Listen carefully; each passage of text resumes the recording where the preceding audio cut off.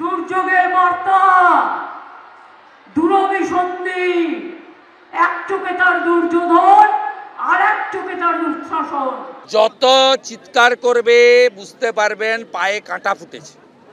দাঁড়িয়ে বক্তৃতা করতে পারছে না, লাফিয়ে লাফিয়ে বক্তৃতা করছে। দুয়ারে ভোট, আর তার আগে পশ্চিমবঙ্গে ধর্ম রাজনীতি মহাকাব্য মিলেমিশে একাকার। রাম, হনুমান, মসজিদ, কোরআন, গীতা, দুর্যোধন, দুঃশাসন সব আছে। কৃষ্ণনগরের সভা থেকে অমিত শাহকে আক্রমণ করতে গিয়ে মহাকাব্যের চরিত্রদের রাজনীতির জগতে টেনে আনলেন মমতা বন্দ্যোপাধ্যায়। বর্ডার এরিয়ায় যেখানে বিএসএফ আছে ওদের ধারে কাছে যাবেন না। এখানে একজন স্বরাষ্ট্রমন্ত্রী আছেন, তিনি করতে পারেন না এমন কোনো কাজ নেই। তার দু চোখ দেখলেই মনে হয় ভয়ঙ্কর। দুর্যোগের বার্তা, দুরভিসন্ধি, এক চোখে তার দুর্যোধন আর এক চোখে তার দুঃশাসন। তিনি বলে দেয় এদের সব বাংলাদেশি বলে বাদ দিয়ে দাও। অ্যাকচুয়ালি স্বরাষ্ট্রমন্ত্রীকে মমতা বন্দ্যোপাধ্যায় ভয় পাচ্ছে, এই জন্য তাকে দেখলেই উনি মানে মানে সবকিছুতেই ওনার দেখে মনে হচ্ছে হিংস্র হয়ে গেছে, ওনার দিকে তেড়ে আসছেন ভাবছে।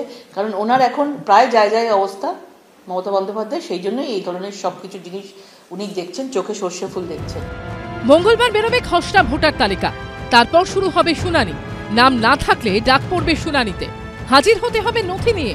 এই আবহেই আশ্বাসের পাশাপাশি ফের কৌশলী ভূমিকা নিলেন মমতা বন্দ্যোপাধ্যায়। টেনে আনলেন এনআরসি ও ডিটেনশন ক্যাম্পের প্রসঙ্গ।